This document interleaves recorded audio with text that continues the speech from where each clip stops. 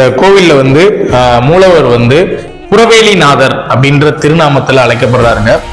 கிட்டத்தட்ட பாத்தீங்கன்னா ஒரு பெரிய சதுர ஆவுடை கொண்ட ஒரு மிகப்பெரிய சுவாமி.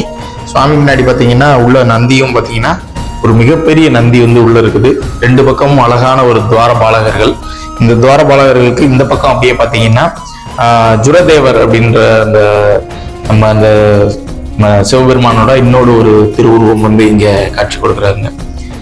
ரொம்பவும் அமைதியான, நீங்க பாத்தீங்கன்னா தெரியும், அவ்வளவு அற்புதமான ஒரு திருத்தலம். இங்க வந்தீங்கன்னா நீங்க வந்து 1 மணி நேரம் 2 மணி நேரம் கூட உட்காந்து சாமியை வந்து வழிபட்டு போகலாம். நிறைய இடங்களுக்கு போவீங்க, ஒரு செகண்ட்ல உங்களை வெளியில தள்ளிடுவாங்க.